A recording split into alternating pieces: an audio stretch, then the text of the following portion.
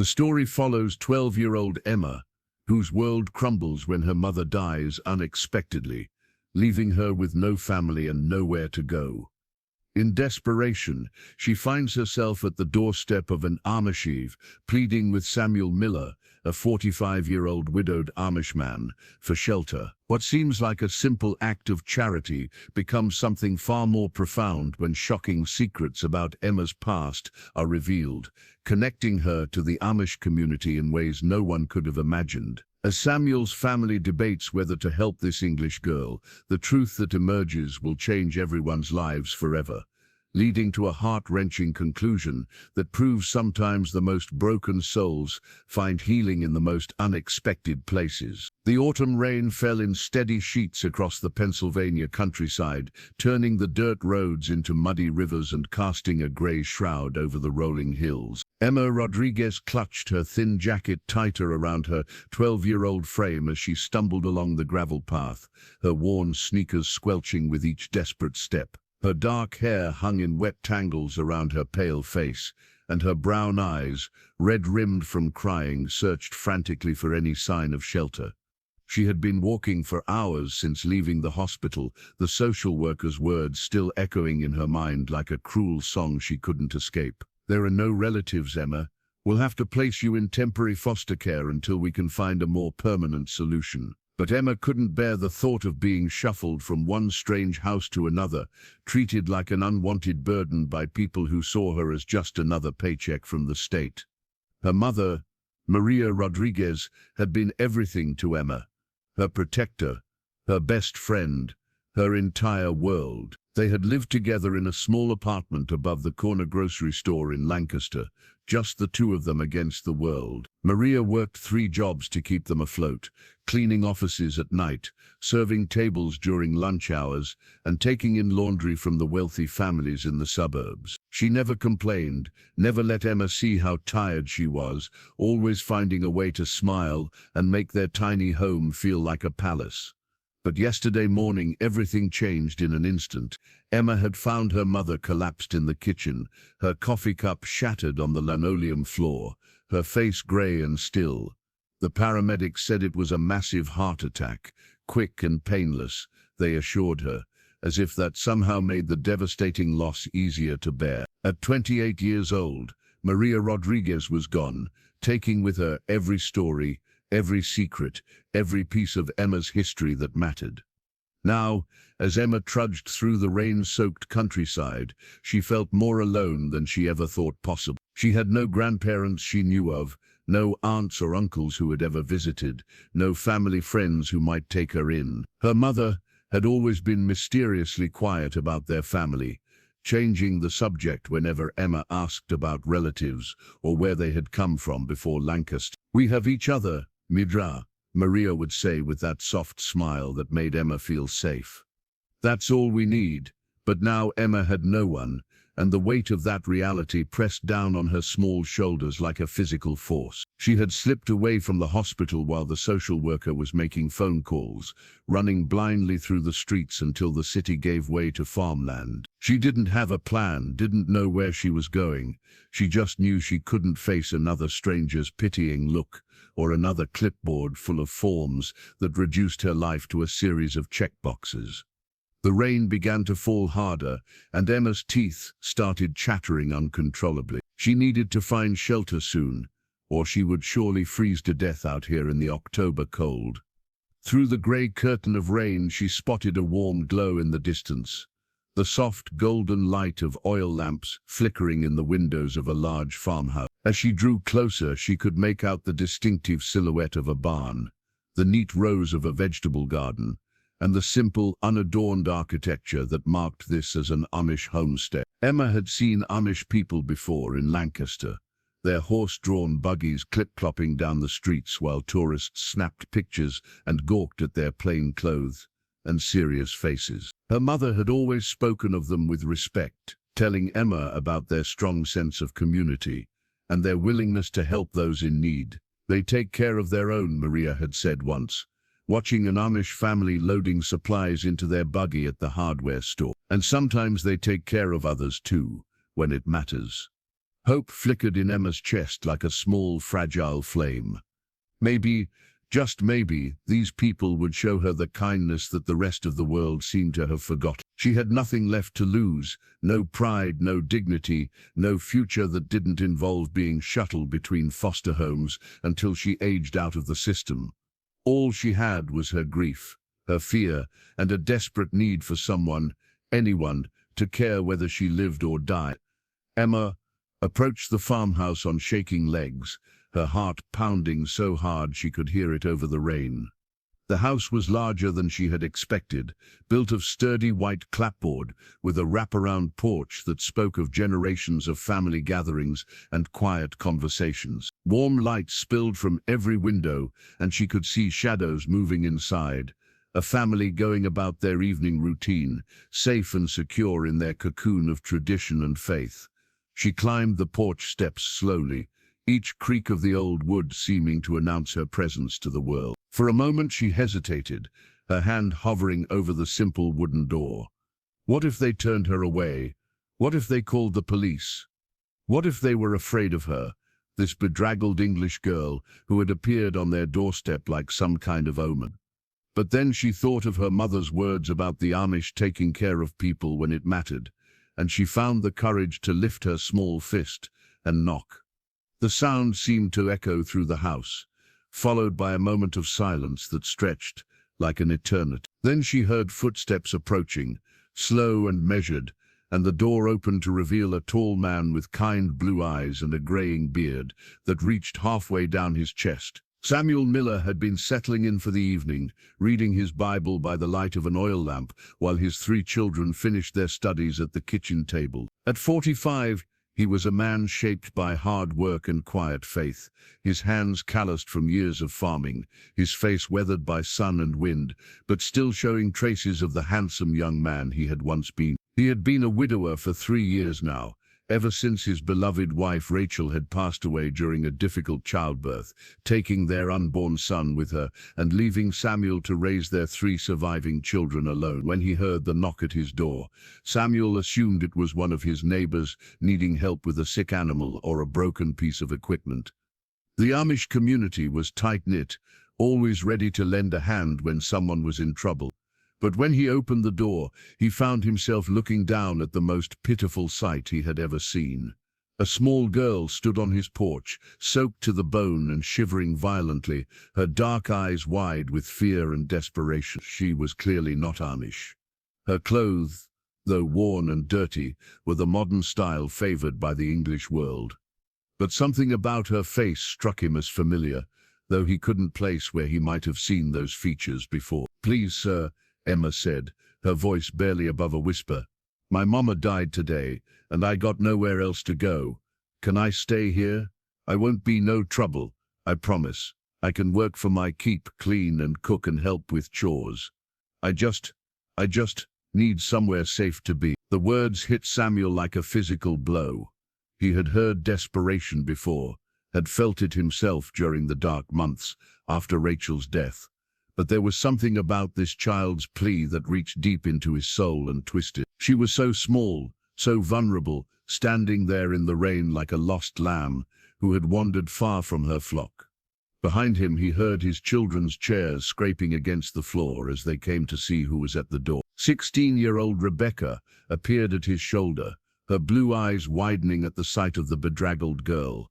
14-year-old Jacob pushed past his sister to get a better look, while 10-year-old Sarah hung back, clutching her rag doll to her chest. "Derd, who is she?" Rebecca whispered in Pennsylvania Dutch, using the language the Amish spoke among themselves. Samuel didn't answer immediately. He was studying the girl's face, that nagging sense of recognition growing stronger by the moment. There was something about the shape of her eyes, the curve of her cheekbones, that reminded him of someone he had known long ago. But that was impossible. This was clearly an English child, with no connection to their community. "What's your name, child?" Samuel asked gently, stepping aside to shield her from the worst of the rain. "Emma," she replied, her teeth chattering so hard she could barely get the word out. "Emma Rodriguez," My mama was Maria Rodriguez, and she died this morning from a heart attack. The hospital people want to put me in foster care, but I ran away because I don't want to live with strangers who don't care about me. I heard that Amish people sometimes help folks who are in trouble, so I walked out here hoping maybe someone would take pity on me." The name Rodriguez meant nothing to Samuel, but something about the way the girl spoke, the cadence of her words, stirred memories he thought he had buried long ago.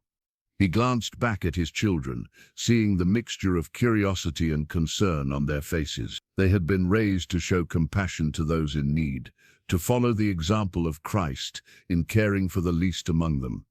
But taking in an English child was complicated in ways that went far beyond simple charity. "Rebecca, get some towels and dry clothes," Samuel said quietly. "Jacob, stoke the fire in the front room. Sarah, put on some hot coffee and heat up the leftover stew."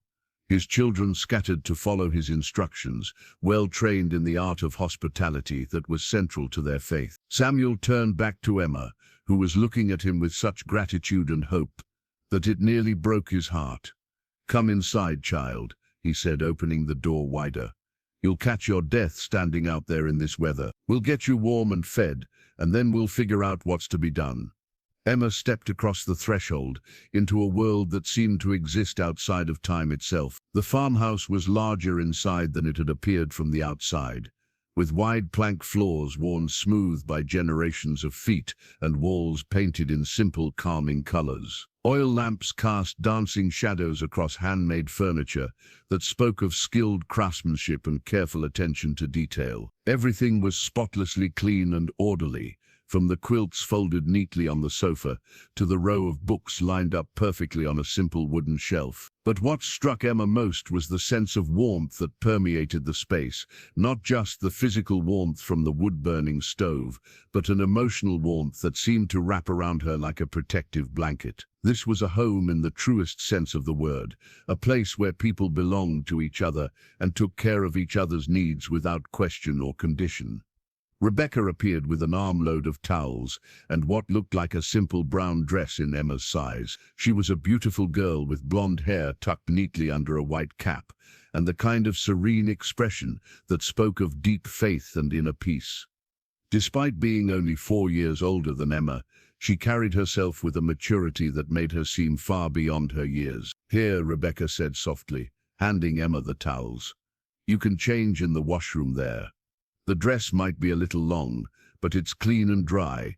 Emma took the offered clothes with trembling hands, overwhelmed by the simple kindness of the gesture. When was the last time someone had taken care of her like this? Her mother had always been too busy working to fuss over her much, and while Emma knew she was loved, there had always been an underlying current of stress and worry in their small apartment that left little room for the kind of nurturing attention she was receiving now. As she changed out of her soaked clothes in the small washroom, Emma caught sight of herself in the mirror and was startled by what she saw. Her face was pale and gaunt, her eyes hollow with grief and exhaustion. She looked like a ghost of herself, a lost soul, wandering through a world that no longer made sense. But underneath the pain and fear, she could see traces of her mother's features, the stubborn set of her jaw, the determined tilt of her chin that had helped Maria survive years of struggle as a single mother. When Emma emerged from the washroom, she found the Miller family gathered in the main room, their faces turned toward her with expressions of concern and curiosity. Samuel was seated in a large wooden chair near the fire, his Bible open on his lap, but his attention focused entirely on her. The children had arranged themselves on the sofa, creating a space for Emma to join them, while still maintaining the respectful distance that their upbringing demanded. "Sit here by the fire," Samuel said, gesturing to a chair that had been pulled close to the warmth. "You need to get properly warm through, or you'll be sick before morning." Emma settled into the chair gratefully, feeling the heat from the flames beginning to chase away the bone-deep chill that had settled into her body. Sarah appeared with a bowl of stew and a thick slice of homemade bread, setting them on a small table beside Emma's chair, with the shy smile of a child who wasn't quite sure how to interact with this strange visitor. "Thank you," Emma whispered, her voice thick with emotion. The stew was simple but delicious, filled with tender beef and vegetables that had clearly been grown in the family's own garden. It was the first real food she had eaten since breakfast the day before, and she had to force herself to eat slowly, rather than wolfing it down like the starving child she had become. As Emma ate, Samuel studied her face in the firelight, that sense of recognition growing stronger with each passing moment. There was something about her features that was hauntingly familiar, something that stirred memories from a time in his life that he rarely allowed himself to think about. But surely it was just his imagination, the product of a heart that was naturally inclined toward compassion and a mind that was looking for connections that didn't really exist.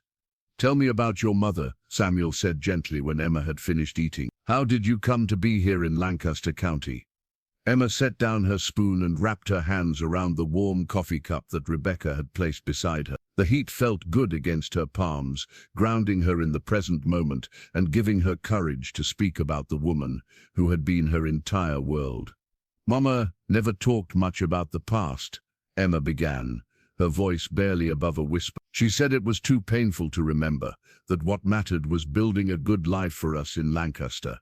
She worked real hard, 3 jobs most days to keep us going. We didn't have much, but we had each other, and that felt like enough." She paused, swallowing hard against the grief that threatened to overwhelm her. "She was the strongest person I ever knew. No matter how tired she was, no matter how worried about money, she always found a way to make me feel safe and loved. She used to sing me to sleep with these beautiful songs in Spanish, and she would tell me stories about brave princesses who saved themselves instead of waiting for someone else to rescue them." Samuel felt his heart clench at the pain in the child's voice. He had experienced his own share of loss, knew the particular agony of watching someone you love slip away beyond your reach, but to lose your only parent at such a young age, to be left completely alone in the world. It was a burden that no child should have to bear. "Did she ever mention family?" Samuel asked carefully. "Grandparents, aunts, uncles, anyone who might have cared for you?" Emma shook her head, her dark hair catching the firelight in a way that made Samuel's breath catch in his throat. "She always said it was just us, that her family had difficulties, and that she had to leave them behind when she was young. I used to ask her about it when I was little, but it made her so sad that I stopped bringing it up." There was something about the way Emma spoke about her mother's mysterious past that resonated with Samuel in a way he couldn't quite explain. He had known other young women who had left their families behind due to difficulties, women who had been shunned by their communities for breaking the rules, for choosing a different path than the one that had been laid out for them. But surely this English child couldn't be connected to his world in that way. The odds were astronomical, the coincidence too impossible to believe. And yet as Samuel looked at Emma's face in the flickering firelight, he couldn't shake the feeling that he was seeing the ghost of someone he had once known and lost. "Should I continue with Chapter 1, or is this a good stopping point for you to review? I want to make sure I'm hitting the right tone and pacing before moving forward." The silence stretched between them, heavy with unspoken questions and half-formed memories. Samuel found himself studying every detail of Emma's face, searching for clues to solve the puzzle that was nagging at the edges of his consciousness. The curve of her eyebrows, the way she held her head slightly tilted when she was thinking. There were so many small details that seemed familiar, yet he couldn't place where he might have seen them before. Rebecca noticed her father's intense scrutiny and shifted uncomfortably on the sofa. She had rarely seen him look at someone with such focused attention, not since her mother had died 3 years ago. There was something in his expression that she couldn't quite identify, a mixture of recognition and confusion that made her wonder what memories were stirring behind his usually calm blue eyes. "Dad," Rebecca said softly in Pennsylvania Dutch, "what are you thinking?" Samuel blinked, suddenly aware that he had been staring at Emma in a way that might make the child uncomfortable. He cleared his throat and adjusted his position in the chair, trying to shake off the strange feeling that had settled over him like a heavy blanket. "I was just thinking about what's to be done," Samuel replied in English, so Emma could understand. "This is not a decision I can make lightly." Taking in an English child, there would be questions from the bishop, concerns from the community. We have our ways, our traditions, and bringing someone from the outside world into our home changes everything. Emma's heart sank at his words, though she tried not to let her disappointment show on her face. She had been foolish to hope that these kind people would simply welcome her with open arms, no questions asked. Of course there would be complications. She was an outsider, someone who didn't belong in their carefully ordered world. She had been naive to think that desperation alone would be enough to earn her a place at their table. "I understand," Emma said quietly, setting down her coffee cup and preparing to stand. "I'm sorry for bothering you. I'll just..." "Sit down, child," Samuel said firmly but not unkindly. "I didn't say it was impossible, only that it's complicated. These are good people, my community, but they are also careful people. They've learned to be cautious about changes that might disrupt the harmony we've worked so hard to build." He leaned forward in his chair, his weathered hands clasped together as he considered his words carefully. "But we are also people of faith, and our faith teaches us to care for the orphan and the widow, to show hospitality to strangers, to be the hands and feet of Christ in this world. Your mother's death is a tragedy, and leaving you to face it alone would be a sin against everything I believe." Emma felt tears prick at the corners of her eyes, at the unexpected kindness in his voice. She had been prepared for rejection, for the door to be closed in her face as so many doors had been closed to her mother over the years. But this man, this Samuel Miller, was offering her something she had never dared to hope for, the possibility of belonging somewhere. "What I'm saying," Samuel continued, "is that we'll find a way to make this work, at least for tonight. You need rest, warmth and safety, and those things we can provide without anyone's permission. Tomorrow, we'll figure out the rest." Jacob, who had been silent throughout the conversation, finally spoke up. "Dade, what about the ordnung? What will Bishop Esch say if he finds out we're harboring an English girl?" The ordnung was the set of unwritten rules that governed Amish life, covering everything from dress and technology to relationships with the outside world. Samuel knew his son was right to be concerned. Taking in Emma could be seen as a violation of their community's commitment to separation from worldly influences. But sometimes, Samuel believed, the spirit of the law was more important than the letter of. "The ordnung teaches us to be separate from the world, yes," Samuel said thoughtfully, "but it also teaches us to be compassionate, to follow the example of the Good Samaritan who helped a stranger in need. Sometimes these teachings come into conflict, and when they do, we must choose which one serves God better." He looked at each of his children in turn, seeing the questions and concerns in their young faces. "I won't lie to you. This won't be easy. There will be talk in the community, questions about our judgment, concerns about what kind of influence Emma might have on our family. But I look at this child, and I see someone who has nowhere else to turn, no one else to care whether she lives or dies. How can we call ourselves followers of Christ if we turn her away?" Sarah, the youngest of the Miller children, had been listening to the conversation with wide eyes, trying to understand the complicated adult concerns that were swirling around this strange girl who had appeared at their door. But one thing was clear to her 10-year-old heart. Emma was sad and scared and needed help, and helping people in trouble was what their family did. "She can sleep in my room," Sarah announced suddenly, causing everyone to turn and look at her. "I have space, and Momma's old nightgowns are still in the cedar chest. She can borrow one until we get her some proper clothes." Samuel felt his heart swell with pride at his youngest daughter's instinctive compassion. Rachel would have been so proud to see how well their children had internalized the lessons of kindness and generosity that she had worked so hard to teach them.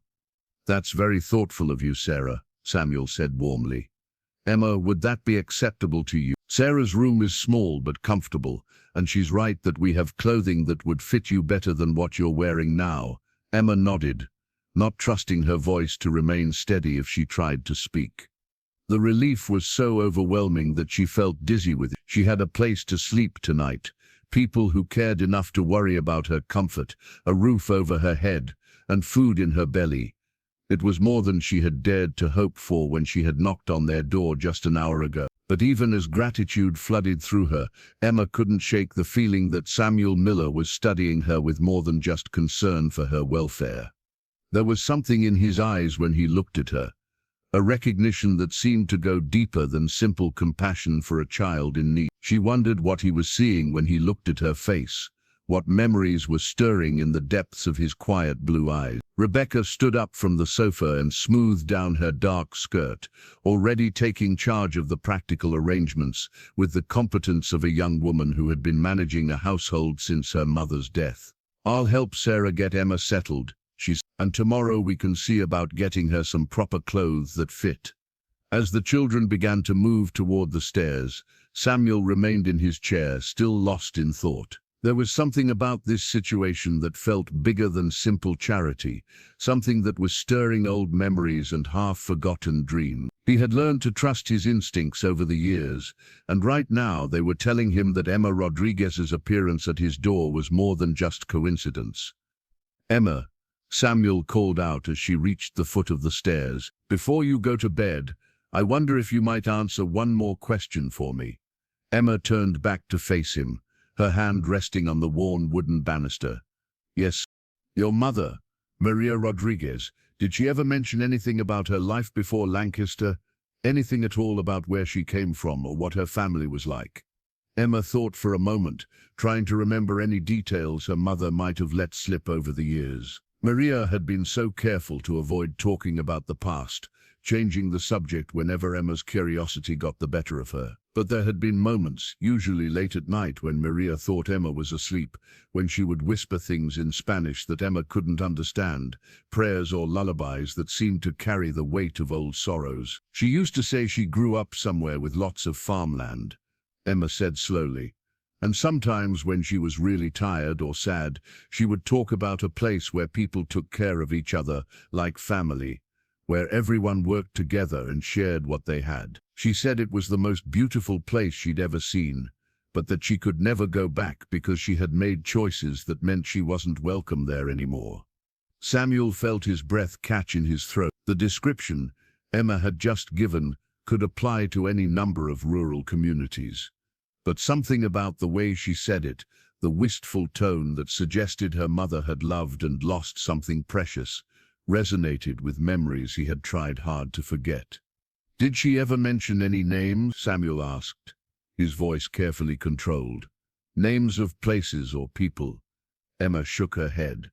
"She was real careful about that, but sometimes, when she thought I wasn't listening, she would say things in Pennsylvania Dutch. At least, I think that's what it was.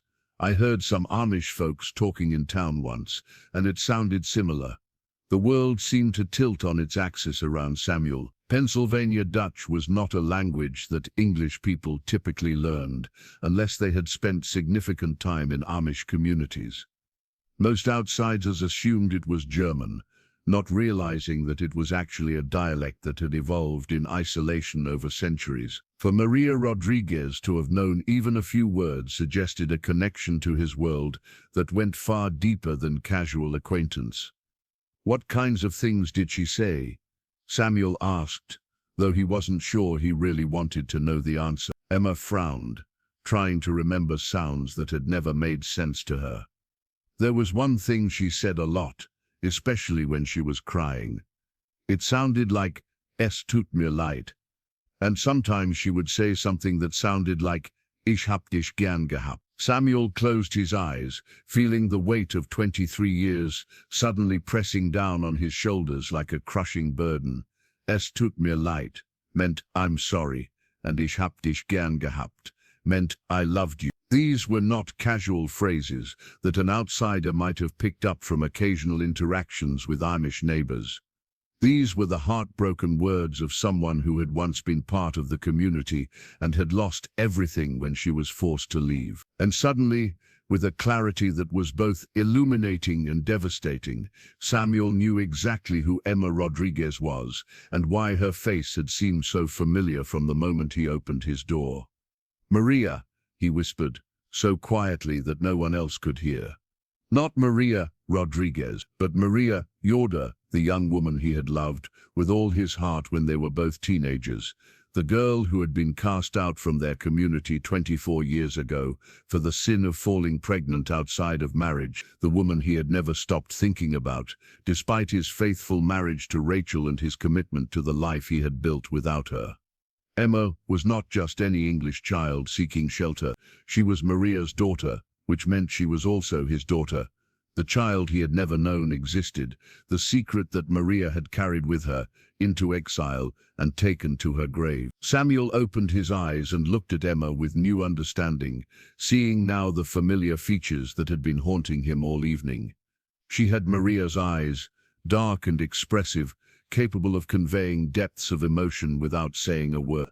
She had Maria's stubborn chin and the same way of tilting her head when she was thinking, but she also had his own straight nose and the same wheat-colored hair that had darkened to brown as she grew older, just as his had done. The recognition hit him like a physical blow, stealing his breath and making his hands shake as the full implications of what he was seeing began to sink in. This child standing before him, this lost and frightened little girl who had appeared at his door begging for shelter, was his own flesh and blood. She was the daughter he had never known he had, the grandchild his parents had never met, the missing piece of his heart that he hadn't even realized was gone. But she was also proof of his greatest sin, the mistake he had made as a 17-year-old boy that had cost Maria everything and driven her from the only home she had ever known. The Amish community did not forgive easily when it came to sexual transgressions, especially those that resulted in visible evidence of the transgression. When Maria's pregnancy became known, she had been given a choice: confess publicly, name the father, submit to the church's discipline, and hope for eventual forgiveness, or leave forever and never return. She had chosen to leave, and Samuel had let her go. He had been young and frightened, still living under his father's roof and subject to his parents' authority. When Maria refused to name him as the father of her child, he had told himself it was for the best, that she was protecting him from sharing her fate. But the truth was that he had been a coward, too concerned with preserving his own standing in the community to risk everything for the girl he claimed to love. Now, 23 years later, that girl was dead, and their daughter was standing in his living room, asking him for the sanctuary that he should have provided for her mother all those years ago. The irony was overwhelming. God had brought his child home to him at last, but only after allowing him to live for more than 2 decades without knowing she existed. It was a reminder of how mysterious and sometimes cruel divine providence could be, how the sins of the past had a way of circling back to demand payment when it was least expected. Samuel looked at Emma, really looked at her for the first time, seeing her not as a charity case, but as his daughter, his blood, the living legacy of a love that had been forbidden and forsaken, but never forgotten. She was beautiful in the way that Maria had been beautiful, with an inner light that shone through, despite her current circumstances. But she was also damaged in ways that went beyond simple grief, marked by years of poverty and instability that could have been avoided if he had been brave enough to claim responsibility for her when she was born. "So," Emma said uncertainly, noticing the strange expression that had come over Samuel's face. "Are you all right?" Samuel blinked, suddenly aware that he had been staring at her in silence for what must have seemed like an uncomfortably long time. His mind was racing, trying to process the enormity of what he had just realized while also figuring out what he was supposed to do with this information. He couldn't tell her the truth. Not yet.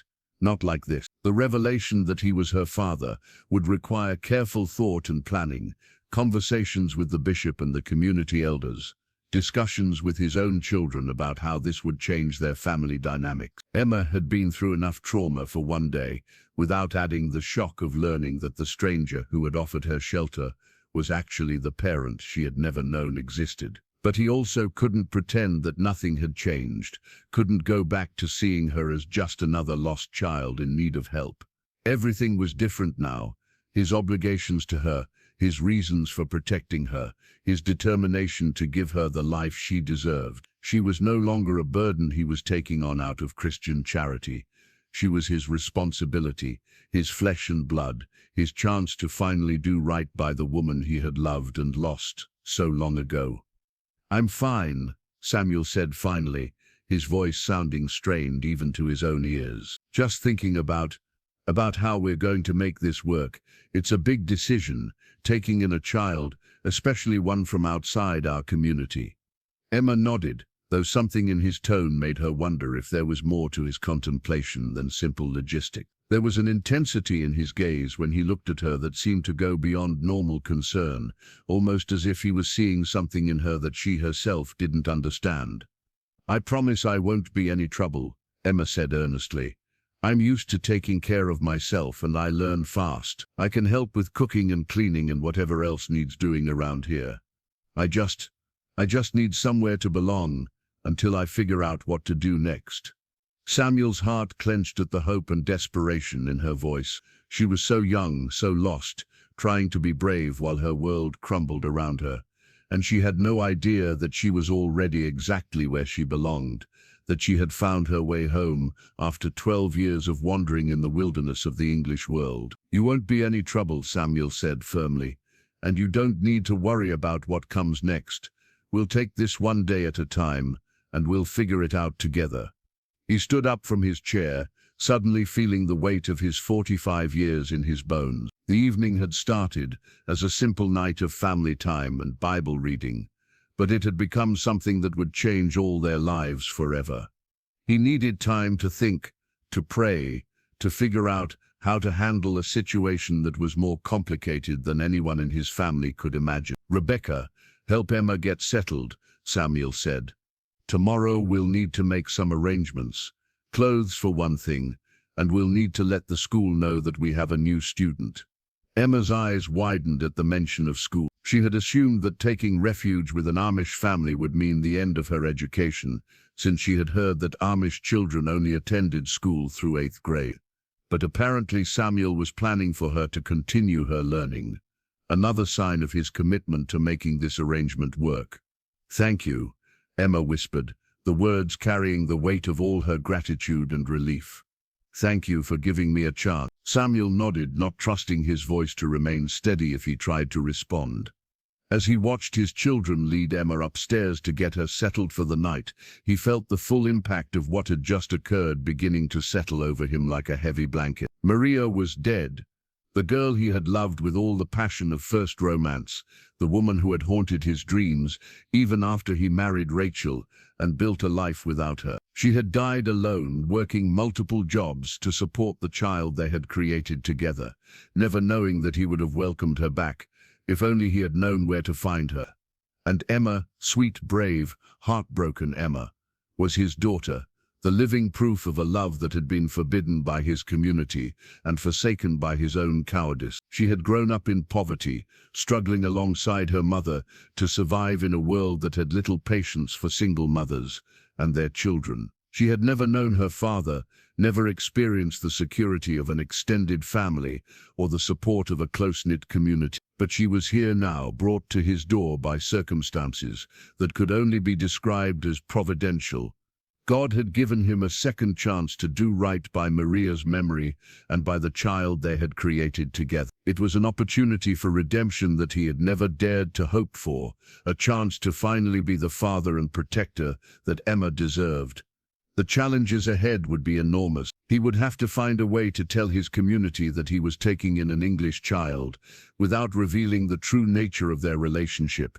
At least not until he was ready to face the consequences of that revelation. He would have to help Emma adjust to Amish life while respecting her grief and her connection to her mother's memory. Most difficult of all, he would eventually have to tell her the truth about who he was and why her mother had left the community where she was born. But for now, Samuel was content to know that his daughter was safe, that she was sleeping under his roof and would wake up tomorrow in a place where she was wanted and valued. It was a start, the beginning of a relationship that should have started 12 years ago, but which had finally been given a chance to bloom. As Samuel prepared for bed that night, he found himself thinking about Maria and wondering what she would have thought about Emma finding her way to his door. Would she have been grateful to know that their daughter had found sanctuary with her father? Or would she have been angry that the secrets she had worked so hard to keep were being revealed after her death? He supposed he would never know the answer to those questions, but as he knelt beside his bed to pray, Samuel found himself speaking to Maria as much as to God, promising the woman he had loved and failed that he would do everything in his power to give their daughter the life she deserved. "Es tut mir leid, Maria," he whispered into the darkness. "I'm sorry I wasn't brave enough to fight for you when it mattered. But I won't fail Emma the way I failed you. I promise you that." Outside, the autumn rain continued to fall, washing the world clean and preparing it for whatever changes the morning might bring. Now I'm ready to continue with the next chapter when you give me the go-ahead. This first chapter establishes the hook, introduces our main characters, and reveals the shocking connection that drives the rest of the story, all while maintaining the emotional weight and character consistency you requested. Emma woke to the sound of roosters crowing and the gentle murmur of voices drifting up from the kitchen below. For a moment she lay still in the unfamiliar bed, disoriented by the soft morning light filtering through plain white curtains and the absence of city noise that had been the soundtrack of her life for as long as she could remember. Then the events of the previous day came flooding back. Her mother's death, her desperate flight from the hospital, the rain-soaked walk through the countryside that had led her to Samuel Miller's door. She was in Sarah Miller's bedroom, tucked beneath a handmade quilt that must have taken months to complete. The room was simple but comfortable, with whitewashed walls adorned only by a single wooden cross and furniture that had clearly been crafted by skilled hands. Sarah's bed was on the opposite side of the room, already neatly made, despite the early hour, and Emma could hear the 10-year-old moving around downstairs with the rest of the family. Emma sat up slowly, her body stiff from exhaustion and emotional strain. She was wearing one of Rachel Miller's old nightgowns, a simple white cotton garment that was too big for her small frame, but infinitely more comfortable than the damp clothes she had arrived in. Someone, probably Rebecca, had left a pitcher of water and a wash basin on the dresser, along with a small piece of homemade soap that smelled faintly of lavender. As Emma washed her face and tried to tame her tangled hair with her fingers, she found herself thinking about the strange intensity she had noticed in Samuel Miller's gaze the night before. There had been something in his eyes when he looked at her, a recognition that seemed to go beyond simple concern for her welfare. She wondered if she reminded him of someone he had known, perhaps another lost child he had helped years ago. The thought of Samuel's kindness brought fresh tears to Emma's eyes. She had been so certain that the world was full of people who didn't care about anything beyond their own problems. But this Amish family had welcomed her without question, offering shelter and comfort when she had nowhere else to turn. It was the kind of generosity that her mother had always insisted still existed in the world, even when their own experiences suggested otherwise. A soft knock at the bedroom door interrupted Emma's thoughts. "Emma," Rebecca's voice called gently. "Are you awake? Dad sent me up to see if you need anything before breakfast." Emma opened the door to find Rebecca standing in the hallway, already dressed in her plain brown dress and white cap, her blonde hair tucked neatly away from her face. She was carrying a bundle of clothes in her arms and wearing the kind of serene expression that seemed to come naturally to Amish women. "I brought you some clothes to wear," Rebecca said, handing Emma the bundle. "They belonged to our cousin Ruth when she was about your age. She's married now and living in Ohio, so she won't be needing them anymore." Emma unfolded the clothes to reveal a simple dark blue dress with long sleeves and a hem that would probably reach her ankles, along with a white apron, black stockings, and what looked like a small white cap, similar to the one Rebecca was wearing. The fabric was well made and carefully maintained, but clearly designed for function rather than fashion. "I don't know if I should wear the cap," Emma said uncertainly. "I'm not Amish, and I don't want to be disrespectful." Rebecca smiled, the expression transforming her serious face into something warm and approachable. "Gold said you should dress modestly while you're staying with us, but you're right that the cap might not be appropriate. We'll leave that off for now. The dress and apron will be enough to help you fit in until we can figure out something more permanent." As Emma changed into the borrowed clothes, she was struck by how different she looked in the mirror. The plain dress made her seem older somehow, more serious and definitely more conspicuous by English standards. But there was also something comforting about the modest coverage, the way the clothes seemed designed to protect rather than attract attention. When Emma came downstairs, she found the Miller family already gathered around a large wooden table in the kitchen, their heads bowed in silent prayer. Samuel looked up as she entered, and she noticed again that strange intensity in his blue eyes, as if he was trying to memorize every detail of her appearance. "Come, sit," Samuel said, gesturing to an empty chair that had been placed between Sarah and Rebecca. "We were just giving thanks for the food and for safe shelter through the night." Emma took her seat quietly, folding her hands in her lap and bowing her head as the family continued their prayer. She wasn't particularly religious. Her mother had believed in God, but had been too busy working to attend church regularly. But there was something peaceful about the reverent silence that settled over the table. When the prayer ended, the family began passing around platters of food that made Emma's mouth water with anticipation. There were fresh eggs from their own chickens, thick slices of bacon, homemade bread that was still warm from the oven, butter churned that morning, and jam made from berries that had grown in their own garden. It was the kind of abundant, wholesome breakfast that Emma had only seen in movies, and she had to remind herself to eat slowly and politely, rather than wolfing down everything in sight. "Did you sleep well?" Samuel asked as he served Emma a generous portion of eggs. "I know it can be difficult to rest in a strange place, especially after such a hard day." Emma nodded, accepting the plate gratefully. "Yes, sir." The bed was very comfortable, and it was so quiet compared to where we lived in town. "I think I slept better than I have in weeks." It was true. Despite her grief and the strangeness of her situation, Emma had fallen into a deep, dreamless sleep almost as soon as her head hit the pillow. There was something about the peaceful atmosphere of the Miller household that had allowed her exhausted body and mind to finally relax. "That's good," Samuel said, though Emma noticed that his voice sounded slightly strained. "Rest is important for healing, and you've been through a terrible ordeal." Jacob, who had been quietly eating his breakfast, suddenly looked up from his plate. "Dade, what are we going to tell people about Emma? You know, everyone in the community will have questions once they see her." Samuel had been dreading this conversation, knowing that his son was right to be concerned about the community's reaction. The Amish were not accustomed to outsiders living among them, especially children who had not been born into the faith. There would be questions, concerns, and possibly even criticism of his decision to take Emma in. "We'll tell them the truth," Samuel said carefully, "that Emma lost her mother and had nowhere else to go, and that our Christian duty compelled us to offer her shelter. The bishop will want to speak with me, of course, but I believe he'll understand that we couldn't turn away a child in need." Emma felt a flutter of anxiety at the mention of the bishop. She didn't know much about Amish religious hierarchy, but she understood that bishops were important authority figures who had significant influence over community decisions. The thought of being judged by someone she had never met, someone who might decide that she didn't belong in this peaceful haven, was terrifying. "What if he says I can't stay?"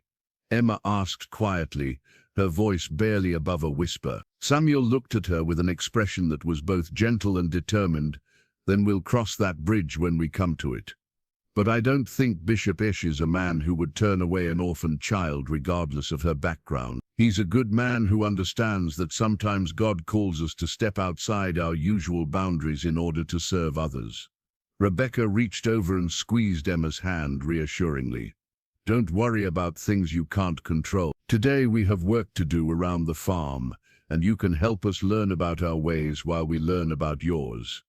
The mention of farm work sparked Emma's interest. She had never lived anywhere but the city, had never seen animals beyond the occasional stray cat or the pigeons that roosted on fire escapes.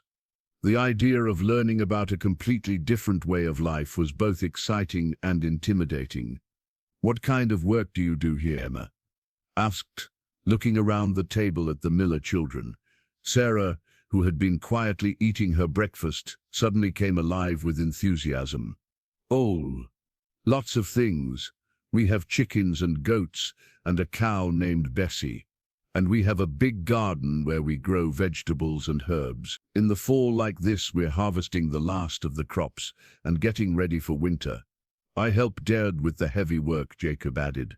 "Fixing fences, chopping wood, maintaining the barn. It's hard sometimes, but it's good to know that you're taking care of things that your family depends on." Emma found herself fascinated by the idea of a life where every family member had important responsibilities, where children learned practical skills that contributed directly to their survival and well-being. In her old life, her main responsibility had been going to school and trying not to worry her mother with her own problems.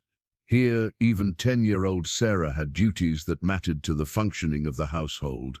"What would I be able to help with?" Emma asked, genuinely curious about how she might fit into this industrious family structure. "Well," Rebecca said thoughtfully, "you could help me with the household tasks, cooking, cleaning, laundry, preserving food for winter. And Sarah could teach you about caring for the animals. Everyone contributes according to their abilities and interests." Samuel listened to his children's easy acceptance of Emma with a mixture of pride and amazement. They were good kids, raised with the values of compassion and service that were central to their faith, but their willingness to welcome this stranger into their family routines went beyond simple politeness. They seemed genuinely eager to share their world with her. As breakfast continued, Samuel found himself studying Emma's face and mannerisms, looking for more evidence of the connection he had discovered the night before. The way she tilted her head when she was listening intently was exactly like Maria had done. Her laugh, when Sarah told a funny story about one of their goats, had the same musical quality that had made his teenage heart skip beats all those years ago. But it was more than just physical resemblances that convinced Samuel he was looking at his daughter. There was something in Emma's personality, a combination of resilience and vulnerability, determination and gentleness, that reminded him of both Maria and himself. She had inherited the best qualities from both her parents, tempered by the difficult experiences that had shaped her young life. After breakfast, Rebecca and Sarah took Emma outside to show her around the farm, while Samuel and Jacob headed to the barn to tend to the morning chores. The October air was crisp and clean, carrying the scent of hay and wood smoke and the rich earth of freshly harvested fields. Emma had never experienced such pure, unpolluted air, and she found herself breathing deeply, feeling as though she was tasting the countryside with every inhalation. The Miller farm was larger than Emma had realized, with fields stretching to the horizon and a variety of outbuildings that served different purposes in the complex ecosystem of Amish agriculture. There was the main barn where the animals were housed, a smaller building for storing tools and equipment, a root cellar for preserving vegetables through the winter, and a workshop where Samuel crafted furniture during the slower months. "This is where we keep the chickens," Sarah said, leading Emma to a large fenced area where dozens of hens pecked and scratched in the dirt. "They're not very smart, but they give us eggs and meat, so we take good care of them." Emma watched the chickens with fascination, never having seen so many birds in one place. In the city, eggs came from the grocery store in neat cardboard cartons, their connection to actual living creatures obscured by the industrial food system. Here, the relationship between the animals and the food they provided was immediate and obvious. "Can I touch one?" Emma asked tentatively. Sarah grinned and opened the gate to the chicken yard. "Sure, but be gentle. They can be skittish around strangers." Emma approached one of the hens slowly, extending her hand cautiously. The bird regarded her with one bright eye, then allowed Emma to stroke its soft feathers. The sensation was strange but pleasant, and Emma found herself smiling for the first time since her mother's death. "She likes you," Sarah observed. "That's Henrietta. She's one of our best layers.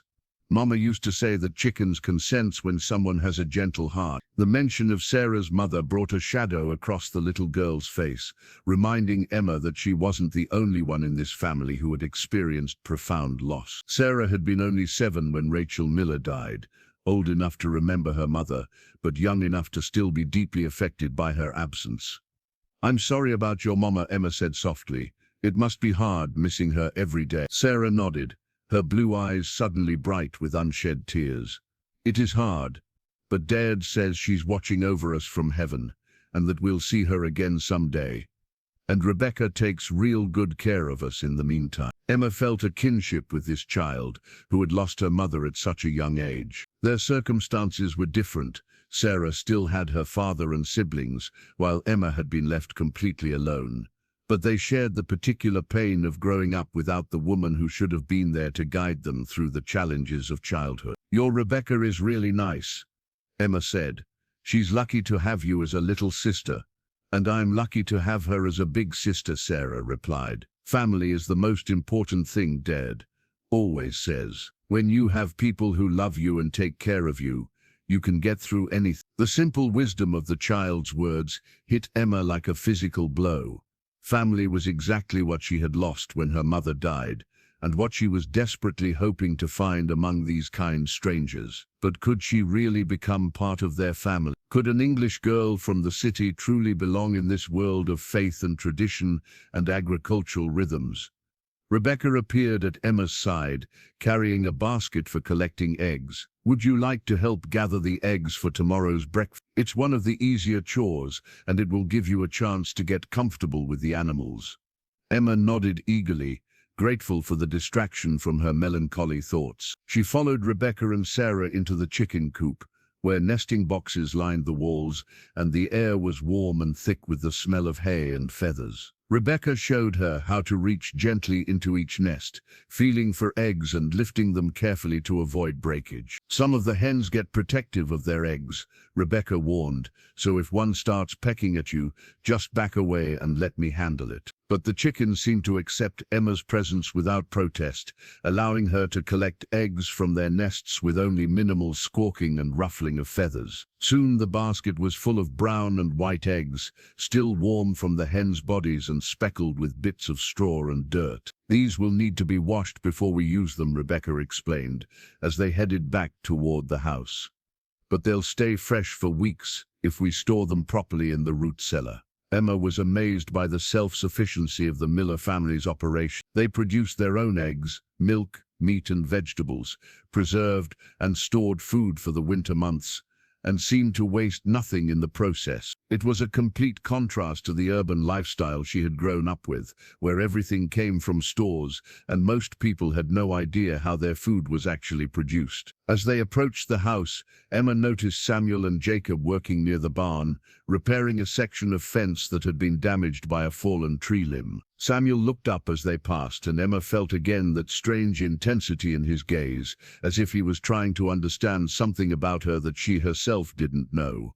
"Dade's been acting strange since you got here," Sarah observed, following Emma's gaze. "He keeps looking at you like he's trying to remember something important."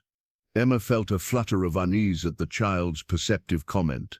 She had noticed Samuel's unusual attention as well, but she hadn't wanted to make too much of it. After all, it was probably natural for him to be curious about the English girl who had appeared at his door asking for shelter.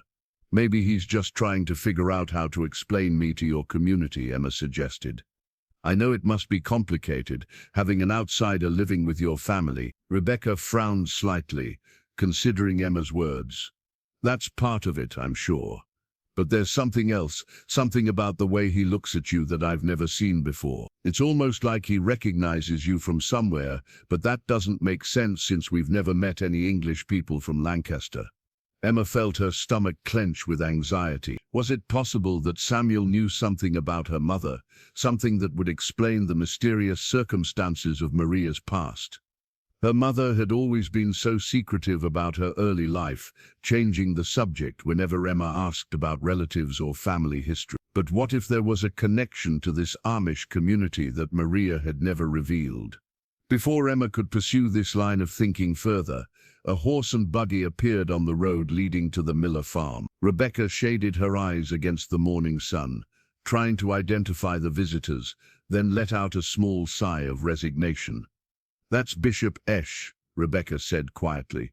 "I guess word has already gotten around that we have a visitor." Emma's heart began to race with anxiety. She had hoped to have more time to adjust to her new surroundings before facing the scrutiny of the community's religious leader. What if the bishop decided that she was an unwelcome disruption to their peaceful way of life? What if he ordered Samuel to send her away? Samuel had spotted the bishop's buggy as well, and Emma could see him straightening his shoulders as he prepared for what would undoubtedly be a difficult conversation. Jacob abandoned his work on the fence and hurried toward the house, probably to alert the rest of the family that they had important company. "Should I hide?" Emma asked, nervously, already looking around for places where she might make herself scarce until the bishop's visit was over. "No," Rebecca said firmly. "That would only make things worse. Bishop Esh is a fair man, and he'll want to meet you and understand your situation before making any decisions. Just be polite and honest, and let Dade do most of the talking." Emma nodded, though her hands were trembling as she smoothed down her borrowed dress and tried to prepare herself for what felt like the most important conversation of her life. Everything depended on the next few minutes, whether she would be allowed to stay in this haven of peace and acceptance, or whether she would be sent back to a world that had no place for a 12-year-old girl with nowhere to go. Samuel approached the house just as Bishop Esh was climbing down from his buggy, a dignified man in his 60s with a full grey beard and the kind of calm authority that came from decades of spiritual leadership. Behind him was another man whom Emma didn't recognize, younger but with the same serious expression and plain clothing that marked him as a member of the Amish community. "Bishop Esh," Samuel said, extending his hand in greeting. "Thank you for coming so quickly. I assume you've heard about our situation." "I have indeed," the bishop replied, his voice carrying the slight accent that marked him as a native Pennsylvania Dutch speaker. "This is Minister Stoltzfus. I asked him to come along so that we could hear your explanation together." Samuel nodded, understanding that having multiple church leaders present meant this was being treated as a serious matter that could have consequences for his standing in the community. He glanced toward Emma, who was standing beside his daughters, with an expression of barely controlled terror, and felt his resolve strengthen. Whatever the cost to himself, he would not allow this child to be sent away without a fight. "Please come inside," Samuel said.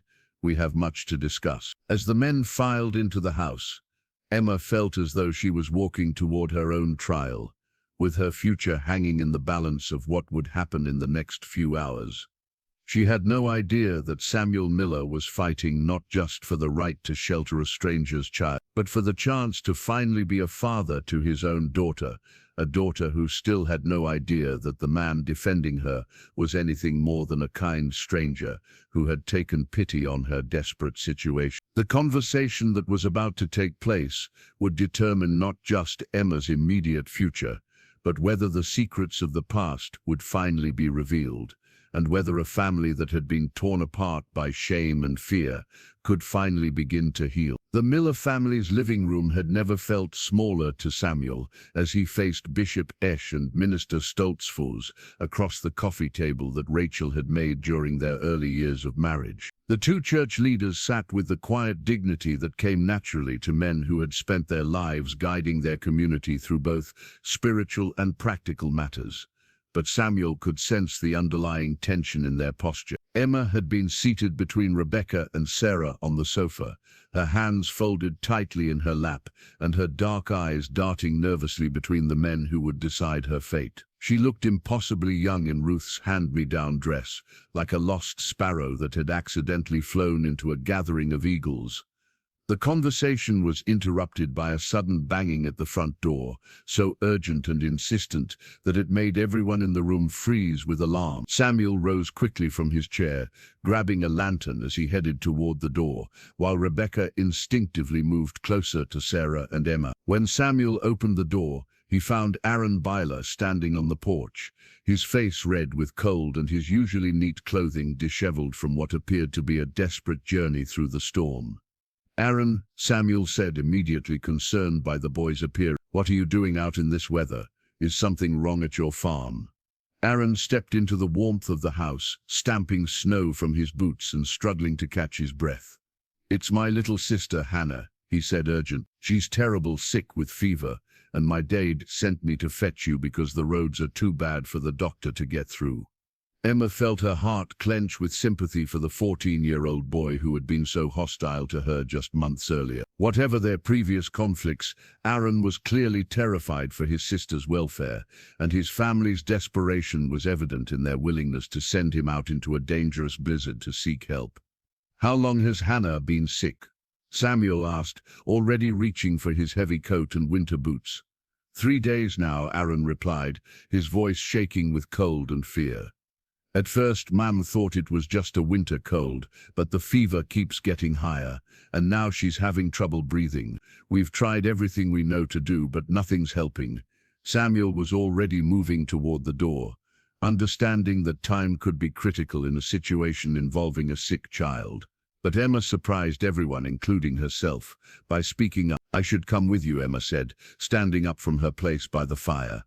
"I helped take care of sick people in Lancaster when my mother was working extra shifts. I might be able to help."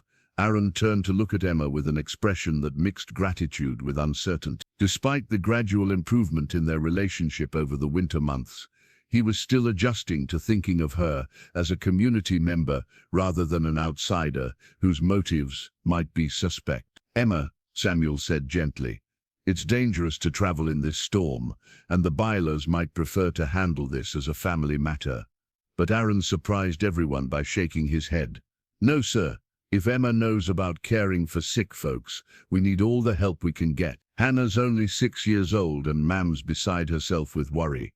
Within minutes, Samuel and Emma were bundled into winter clothes and following Aaron back into the blizzard, using a rope stretched between fence posts to guide them through the whiteout conditions. The journey that normally took 15 minutes on foot stretched to nearly an hour as they struggled through snowdrifts and fought against wind that seemed determined to knock them off their feet. When they finally reached the Byler farmhouse, Emma could immediately sense the atmosphere of crisis that pervaded the normally orderly home. Jonas Byler met them at the door, his stern face etched with worry and exhaustion, while the sounds of a child's labored breathing drifted down from the upstairs bedrooms. "Thank you for coming," Jonas said, his usual reserve replaced by the humble gratitude of a father facing every parent's worst nightmare. "Martha's been up with Hannah for 3 days straight, and we're at our wits' end." Emma followed Samuel up the stairs to Hannah's bedroom, where they found Martha Byler sitting beside a small bed, bathing her daughter's feverish face with cool cloths. The 6-year-old girl was clearly very sick, her breathing shallow and rapid, her small face flushed with fever that seemed to radiate heat even from several feet away. "Mrs. Byler," Emma said softly, moving to the opposite side of the bed, "may I look at Hannah? I'm not a doctor, but I've seen illnesses like this before." Martha looked up at Emma with eyes that were red from crying and exhaustion. Despite her family's previous skepticism about Emma's place in their community, desperation had a way of breaking down barriers and creating unlikely alliances. "Please," Martha whispered, "if you know anything that might help." Emma gently examined the little girl, noting the rapid pulse, the way Hannah's breathing seemed to require extra effort, and the particular quality of the fever that suggested something more serious than a simple cold. She had seen similar symptoms in some of the children in her old neighborhood, cases that had required immediate medical attention to prevent serious complications.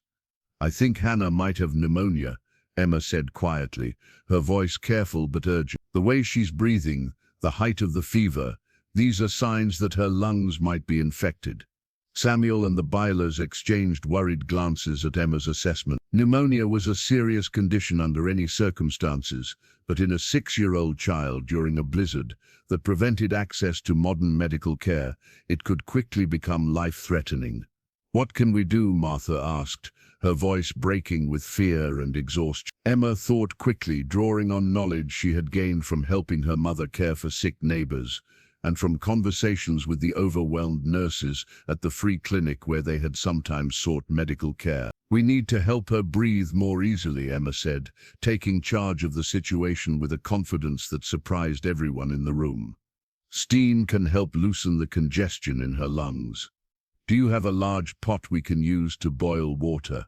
And we'll need towels to create a tent around her bed. For the next several hours, Emma worked alongside the Byler family to create makeshift respiratory therapy for Hannah, using techniques she had learned from observing healthcare workers in the English world. They set up steam tents, monitored the little girl's temperature, and took turns keeping vigil beside her bed.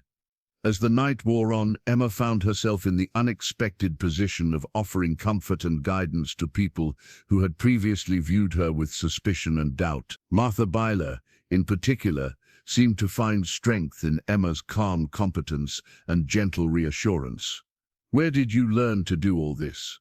Martha asked during one of their brief breaks from Hannah's bedside. "From my mother, mostly," Emma replied. "We didn't have money for doctors very often, so she learned to take care of sick people in our neighborhood. She always said that knowing how to help others when they're suffering is one of the most important skills a person can have." Martha nodded, seeing Emma with new understanding and respect. "Your mother sounds like she was a wise woman." "She was," Emma said softly. "She would have done anything to help a sick child, just like you're doing for Hannah." As dawn began to break through the storm clouds, Hannah's fever finally began to drop, and her breathing became noticeably easier. The crisis wasn't completely over, but the immediate danger seemed to have passed, thanks in large part to Emma's quick thinking and practical knowledge. "I think she's going to be okay," Emma said, feeling Hannah's forehead and noting the significant improvement in her condition. "But she'll need to rest for several days, and you should watch carefully for any signs that the fever is returning." Jonas Byler, who had maintained his skeptical distance from Emma throughout her months in the community, approached her with an expression that mixed gratitude with something approaching awe. "Emma," he said formally, "I owe you an apology. I've been wrong about you, wrong about what kind of person you are and what you have to offer our community. You've probably saved my daughter's life tonight, and I'll never forget that." Emma felt tears of emotion at Jonas's unexpected acknowledgement. "I just did what anyone would do, Mr. Byler. Hannah's a sweet little girl, and I couldn't bear to see her suffering if there was something I could do to help." "No," Jonas said firmly. "Not everyone would have known what to do, and not everyone would have been willing to risk traveling through a blizzard to help a family that hadn't always been welcoming to them. You've shown the kind of character and compassion that our community values most, and I'm proud to call you a neighbor." Aaron, who had been watching the exchange between his father and Emma with growing amazement, stepped forward with his own expression of gratitude and newfound respect. "Emma," Aaron said, his voice carrying none of the hostility that had characterized their early interactions, "I'm sorry for the way I treated you when you first came to our school. I thought you would bring bad influences into our community, but instead you've brought skills and kindness that we needed. Thank you for helping my sister." Emma felt overwhelmed by the transformation in the Byler family's attitude toward her. These were people who had been among her harshest critics, who had questioned her right to live among them and worried about her influence on their children. Now they were seeing her not as a threat to their way of life, but as a valuable addition to their community. The journey back to the Miller farm took place in daylight, though the snow was still falling steadily and the wind remained fierce. Emma walked between Samuel and Aaron, feeling a sense of accomplishment and belonging that went deeper than anything she had experienced since arriving in Amish country. "I'm proud of you," Samuel said quietly as they struggled through the snow. "What you did tonight, the way you took charge and helped Hannah, that showed real courage and compassion." Emma smiled, feeling the glow of her father's approval warming her despite the bitter cold. "Momma always said that our greatest purpose in life is to help others when they need us most. I think she would have been proud of what we did tonight." "I know she would have been," Samuel replied, his voice thick with emotion. "And I think she would be proud of the young woman you're becoming." When they finally reached the Miller farmhouse, Rebecca, Jacob and Sarah were waiting anxiously for news about Hannah's condition. The relief on their faces when Emma and Samuel reported that the crisis had passed was evident, and Emma felt surrounded by the love and concern of a family that had truly accepted her as one of their own. As Emma settled back into her chair by the fire, still wearing her snow-dampened clothes and feeling the exhaustion of a sleepless night, she reflected on how much her life had changed since that desperate evening when she had first knocked on the Miller family's door. She was no longer the frightened, homeless girl who had begged for shelter from strangers. She was Emma Miller, daughter and sister, community member and neighbor, someone whose skills and compassion were valued and needed by the people around her. The blizzard continued to rage outside, but inside the Miller farmhouse warmth and peace prevailed. Emma had found her place not just in this family, but in this community, and she had done so not by hiding her past or pretending to be someone she wasn't, but by being exactly who her mother had raised her to be. A young woman who understood that true strength came from serving others, and that the greatest joy in life came from being useful to the people you loved. Her mother's sacrifice in leaving the Amish community to protect Emma's father had been heartbreaking, but it had also given Emma experiences and skills that she could now use to serve the community where she truly belonged. In a way, everything that had happened, the poverty, the struggle, the loss, and the eventual homecoming, had been preparing her for this moment when she could finally take her rightful place as a valued member of the family and community she had been meant to join from the very beginning. The secret that had shaped her life for 12 years was no longer a burden to be carried in silence. It had become instead the foundation for a new beginning, a chance to build the relationships and find the belonging that both she and her father had been denied for far too long. As Emma drifted off to sleep in her chair by the fire, surrounded by the gentle sounds of her family going about their evening routines, she felt a deep sense of peace about the future that lay ahead. Whatever challenges might come, she would face them as Emma Miller, beloved daughter and valued community member, in the place where she had always been meant to belong. Spring arrived late that year, but when it finally came, it brought with it a transformation so complete and beautiful that Emma often found herself stopping in the middle of her daily tasks just to marvel at the world awakening around her. The Pennsylvania countryside burst into life with an intensity that seemed to make up for the harsh winter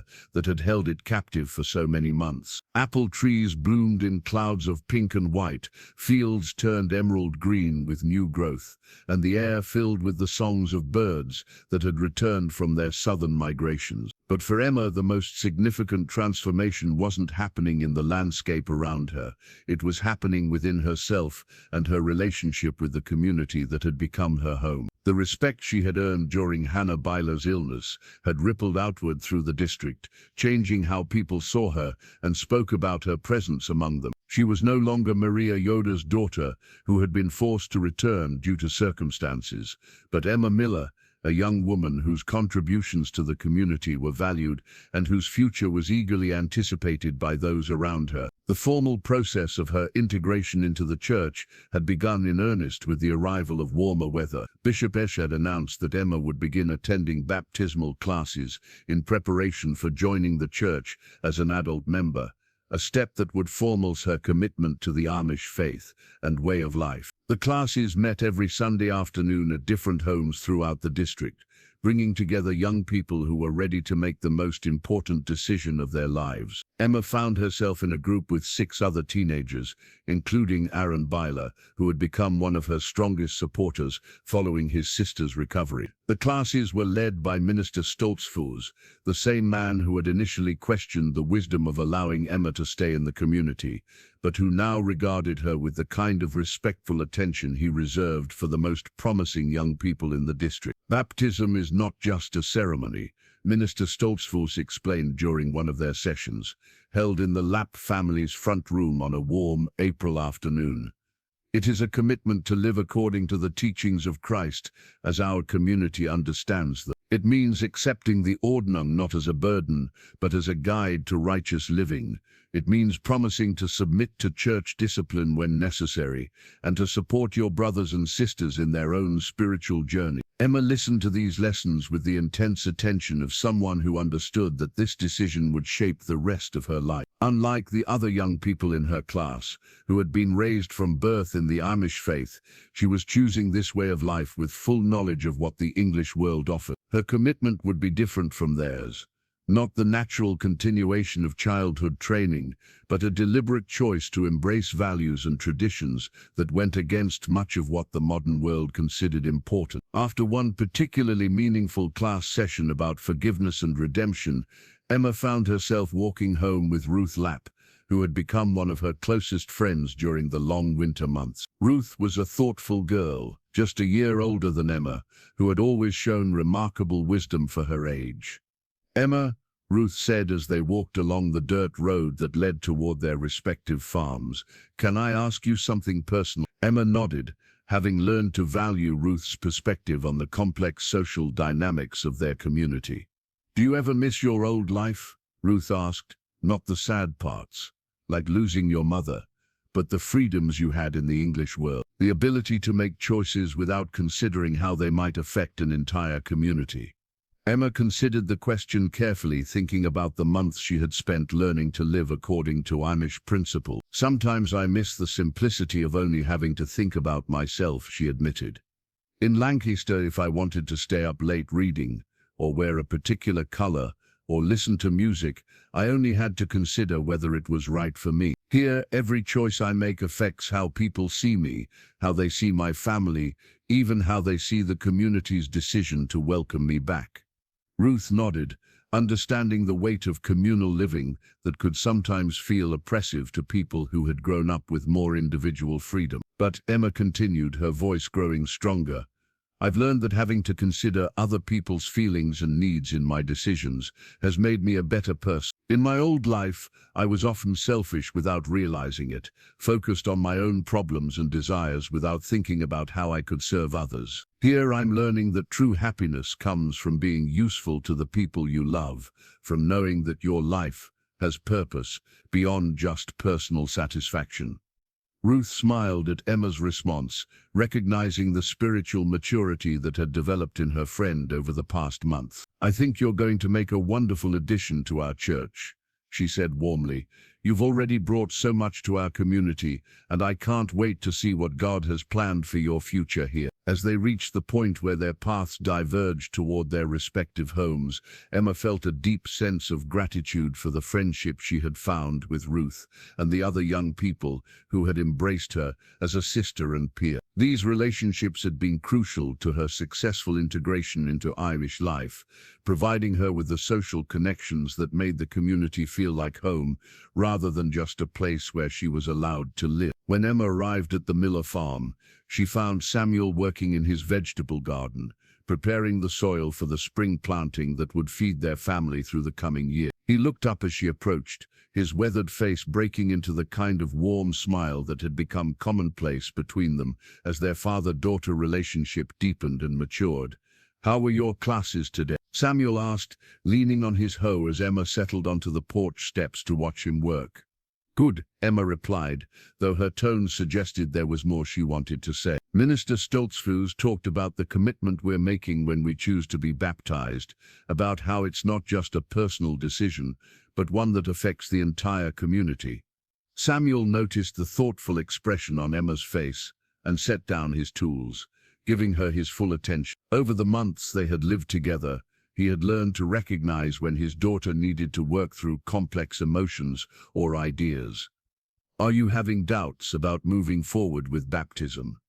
Samuel asked gently, "Because if you are, that's natural and understandable. This is the most important decision you'll ever make, and it deserves careful consideration." Emma shook her head quickly. "No, I don't have doubts about wanting to be baptized. This community, this way of life, it's where I belong, and I want to make that commitment official. But I've been thinking about Momma a lot lately, about what she would think of my decision to join the church that cast her out." Samuel felt his heart clench at Emma's concern, understanding the complex emotions she must be feeling as she prepared to formally embrace the community that had rejected her mother. It was a dilemma that went to the heart of loyalty, forgiveness, and the sometimes painful necessity of choosing one's own path in life. "Emma," Samuel said, moving to sit beside her on the porch steps, "your mother loved this community and this way of life, even after she was forced to leave it. The reason she was so careful to teach you values like hard work, service to others, and putting family needs before personal desires, was because those were the principles she had learned here. Emma looked at her father with interest, eager to understand more about her mother's complex relationship with the Amish faith. When Maria left, Samuel continued, she didn't abandon her beliefs or her love for the community. She made a sacrifice to protect me and to give you a chance at a different kind of life. But I think she always hoped that someday you might find your way back here, that you might be able to claim the birthright she had to give up. Samuel paused, remembering conversations he had had with Maria during their brief courtship, discussions about their shared dreams for the future and their commitment to raising children according to Amish principles. Your mother once told me, Samuel said, his voice soft with memory, that she believed God had a plan for every life, even when that plan included suffering and sacrifice.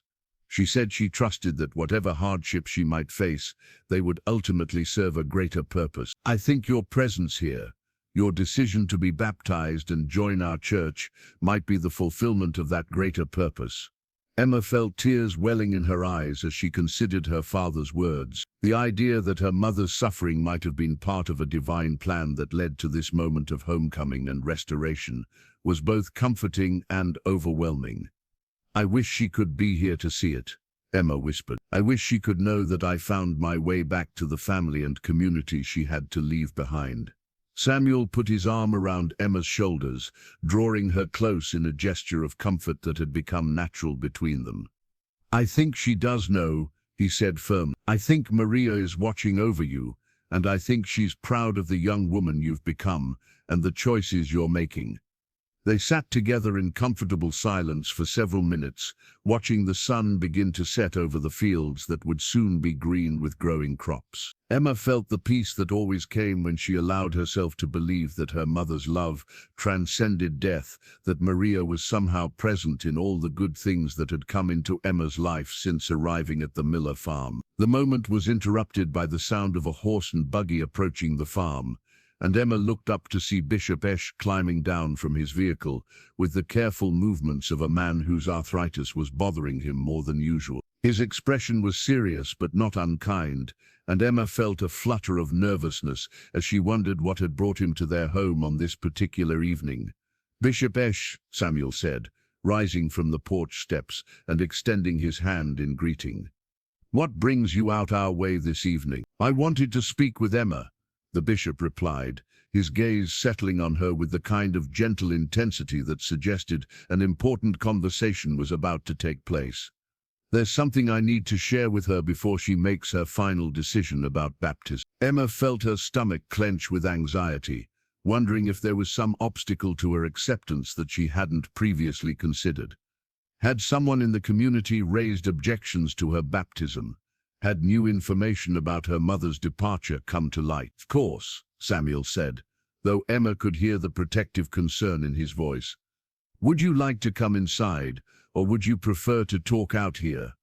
Here is fine, Bishop pursued, settling himself onto the porch with a slight groan. What I have to say concerns the entire family, and it's nothing that needs to be hidden away. Emma and Samuel resumed their seats on the porch steps, both of them waiting with nervous attention for whatever the bishop had come to discuss. Emma, Bishop Hirsch began, I've been thinking a great deal about your situation, about your mother's departure from our community and your recent return to us.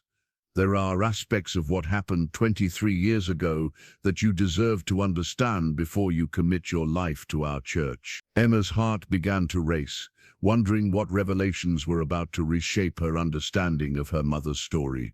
Yet again, when your mother was told that she would have to leave our community, Bishop Hirsch continued, the decision wasn't made lightly or without pain. The church leadership of that time, myself included, as I was serving as a minister then, struggled with how to handle her situation.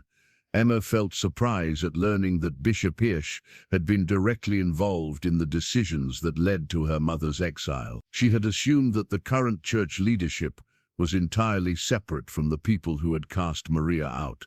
We knew that Maria was protecting someone by refusing to name the father of her child, Bishop Hirsch said, his weathered face reflecting old sorrow. We suspected it was a young man from our own community, probably someone we had all watched grow up. But our rules about confession and discipline were clear, and we felt we had no choice but to enforce them. Samuel shifted uncomfortably beside Emma, knowing that this conversation was leading toward revelations that would be painful for everyone involved. What we didn't understand at the time, Bishop Esch continued, was that our rigid enforcement of those rules was driving away not just Maria, but the child she was carrying, a child who belonged to our community by right of birth, and who deserved to grow up among us. Emma felt tears beginning to form as she realized that the bishop was expressing regret about the decisions that had shaped her entire life. "I want you to know, Emma, that if we had known then what we know now,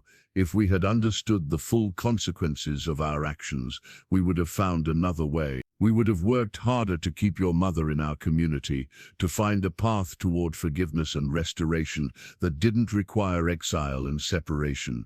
The bishop paused, his voice growing thick with emotion. "I've carried the regret of those decisions for more than 20 years, wondering what happened to Maria and whether she ever found peace and happiness after leaving us. When you appeared at Samuel's door, it was like receiving an answer to prayers I didn't even know I had been praying." Emma felt overwhelmed by the bishop's words, by the knowledge that her mother's departure had caused lasting pain, not just for her family, but for the church leadership, who had felt compelled to enforce rules that now seemed unnecessarily harsh. "Bishop Esisham said softly, 'My mother never spoke badly of the community or the church. Even after everything that happened, she taught me to respect the Amish way of life and to admire the values that guide your decisions. She didn't carry bitterness about what happened, only sadness about what she had lost.'" The bishop nodded, his eyes bright with unshed tears. "That speaks to the quality of her character and the depth of her faith. She could have become bitter and angry, but instead she chose to preserve her love for the community that had rejected her. Which brings me to why I'm here tonight," Bishop S. continued, his voice growing stronger. "I wanted to tell you that your baptism into our church will be more than just a personal commitment to faith. It will be an act of restoration, a healing of wounds that have been open for more than 2 decades. Emma felt her breath catch as she began to understand the full significance of what the bishop was saying. "When you are baptized," Bishop S. said, "you will not just be joining our church as an individual believer. You will be reclaiming the place that should have been yours from birth, taking the position in our community that was denied to you because of decisions that we now recognize as flawed." The bishop turned to look directly at Samuel, his expression grave but compassionate. "And Samuel, your public acknowledgement of Emma as your daughter, your willingness to face the consequences of past mistakes in order to provide for her future, that represents the kind of courage and repentance that our faith values most highly." Samuel felt tears streaming down his cheeks as he realized that the bishop was offering not just acceptance, but a form of redemption for the failures that had haunted him for more than 20 years. "I want Emma's baptism to be a celebration of homecoming," Bishop Esches said, his voice carrying the authority of his office, but also the warmth of personal conviction. "I want our entire community to understand that we are not just welcoming a new member, but welcoming home a daughter who should never have been lost to us in the first place." Emma felt overwhelmed by the generosity and grace in the bishop's words. She had expected to join the church as a grateful outsider who had been given a second chance, but instead she was being welcomed as a beloved community member whose absence had created a hole that could only be filled by her return. "There's one more thing," Bishop Esches said, reaching into his jacket pocket and withdrawing a small wrapped package. "This belonged to your mother when she was a girl in our community. Her mother asked me to keep it after Maria left, hoping that someday it might find its way back to where it belonged." Emma unwrapped the package with trembling hands, revealing a simple but beautiful silver locket that was clearly very old and precious. Inside the locket was a tiny photograph of a young woman who looked remarkably like Emma herself, but with the traditional Amish dress and hairstyle that marked her as a member of the community. "That's your grandmother," Bishop Esch explained. "Maria's mother, Elizabeth yawned. She wore that locket on her wedding day, and her mother had worn it before her. It was meant to be passed down through the generations of Yorda women. Emma held the locket carefully, feeling the weight of family history in her hands. This small piece of jewelry represented a connection to ancestors she had never known, a link to the heritage that her mother had been forced to abandon, but had never stopped loving. Elizabeth Yorda died believing that her daughter's story had ended in exile and shame. Bishop Eshit subtly. She never knew that Maria had created a beautiful life with her daughter, or that Emma would someday return to claim her place among us. But I think somehow she knew that this locket would find its way to the right person at the right time. Emma fastened the locket around her neck, feeling it settle against her heart like a blessing from the grandmother she had never met. The silver was warm against her skin, and she could almost imagine that it carried with it the love and hopes of generations of women who had lived and loved and raised their children in this very community. "Thank you," Emma whispered, her voice thick with emotion. "Thank you for keeping it safe, and for understanding how much it means to me." Bishop Esh smiled, his weathered face reflecting the satisfaction of a man who had finally been able to right an old wrong. "Your baptism is scheduled for the first Sunday in June," he said. "I hope you'll be ready to make that commitment by then." Emma nodded, feeling more certain than ever that she was making the right choice. "I'll be ready," she said firmly. "This is where I belong, where I've always belonged. I want to make that commitment official and public." As Bishop Esh prepared to leave, he turned back to address both Emma and Samuel one final time. "I want you both to know that your story, the pain of separation, the years of longing, the ultimate restoration of family bonds, has taught our entire community important lessons about grace, forgiveness, and the power of love to overcome even the most difficult circumstances." He paused, his voice growing gentle with emotion. "Your mother's sacrifice was not in vain, Emma. It led to this moment, when healing could finally take place, and when you could care the life you were always meant to live. I believe Maria is watching over us all, and I believe she is pleased with what she sees." After the bishop left, Emma and Samuel sat together on the porch as darkness settled over the countryside. Emma fingered the locket at her throat, thinking about the women who had worn it before her, and the generations of Miller and Yorda families who had worked this land and raised their children according to the principles that now guided her own life. "Dad," Emma said, using the Pennsylvania Dutch word for father that had become natural to her over the months they had lived together, "I want you to know that I've forgiven you for the choices you made when I was born. I understand now that you were young and frightened, and that the world was very different then." Samuel felt his heart overflow with gratitude and love for this remarkable young woman who had shown him grace he didn't deserve. "Thank you, Emma. That means more to me than you'll ever know. But I also want you to know," Emma continued, "that I'm grateful for the life I had with Momma, even though it was hard sometimes. Those years taught me things I couldn't have learned any other way, about resilience, about making do with what you have, about finding joy in small things. I needed those experiences to become the person I am today." Samuel nodded, understanding that Emma's unique background had given her strengths and perspectives that would serve both her and the community well in the years to come. "And now," Emma said, her voice growing strong with conviction, "I'm ready to build the life I was always meant to have. I'm ready to be baptized, to marry someone from this community when the time is right, to raise children who will know from birth that they belong here and are loved here." Emma stood up from the porch steps, looking out over the fields that would soon be green with growing crops, thinking about all the seasons she would experience in this place, all the harvest she would help bring in, all the children she might teach and comfort and guide toward their own understanding of faith and community. "I'm ready to be Emma Miller," she said softly, "daughter of Samuel and Maria, member of this church, part of this community. I'm ready to make this place my home forever. Samuel rose to stand beside his daughter, putting his arm around her shoulders as they looked out together at the land that had been worked by generations of their family and would be worked by generations yet to come. "Welcome home, daughter," Samuel said, his voice thick with emotion. "Welcome home at last." As they stood together in the gathering darkness, surrounded by the peaceful sounds of the countryside settling into evening, Emma felt the last pieces of her fractured life falling into place. She was no longer the lost girl who had appeared at Samuel's door in the rain, desperate and alone.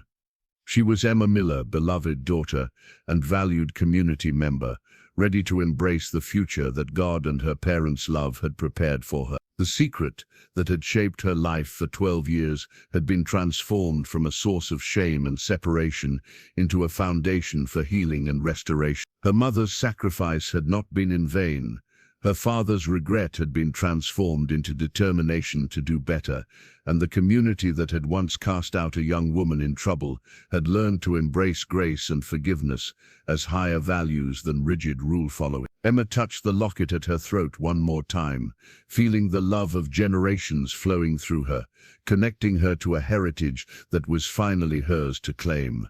She was home at last, in every sense that mattered, and the future stretched ahead of her, like a blessing waiting to be unwrapped. The tears that had threatened throughout the evening finally came, but they were tears of joy and completion rather than sadness or loss. Emma Miller was exactly where she belonged, surrounded by the love she had always been meant to have, ready to build the life that had been waiting for her to claim it. And somewhere, in the space between memory and hope, Maria Rodriguez smiled and whispered a prayer of gratitude for the daughter who had found her way home to the family and community, where love could finally heal all the wounds that had been carried for far too long.